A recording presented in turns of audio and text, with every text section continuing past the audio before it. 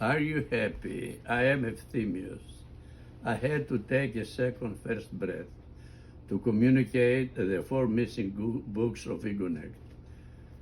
Egonect is available at Amazon. A Whisper 1590. The ego in an absolute abstract element, a blurry imaginary product of thought which simultaneously exists and does not exist, but also the ego is a very peculiar, unexplainable, and impossible to be captured as a whole with our imagination, substance of supple cosmo-celestial energy that always plays two roles and has two natures, two faces, if you will. A Whisper 1591. The term ego has two meanings and represents two completely opposite forces and conditions that we call representatively by two different names and as powers. They are totally negative, mistrustful, and hostile towards each other. A Whisper 1592. The ego is also two celestial substances or entities in one. The ego is the good in its biggest part and the mean self. Whisper 1593.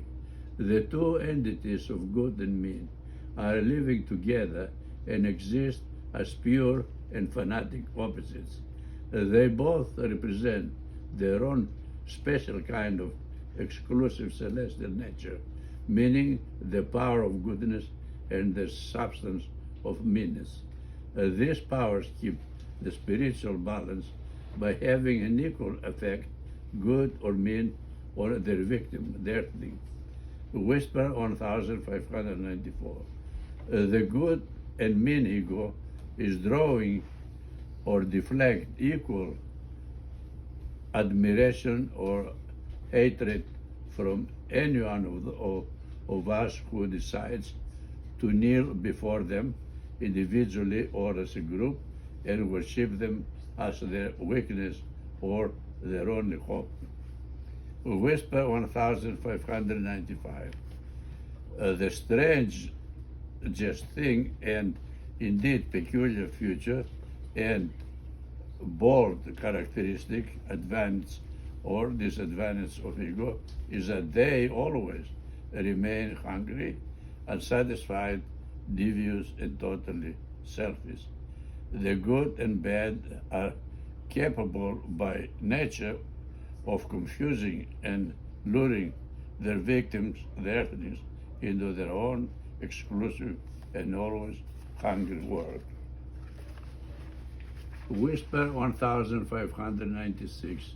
The ego as the good or bad, they can grab and absorb the aura of thought or the spiritual energy from their victims or are able to drain always like the parasites they are from each one of these victims their own kind of life. Then they inflict into their victims existence their venom and flood the victim's soul with all their personal ingredients, love, hate, goodness, and revenge. They do not yield to anything. That's why it is too hard to be an earthling. Egonect can save the world, Ephthemius.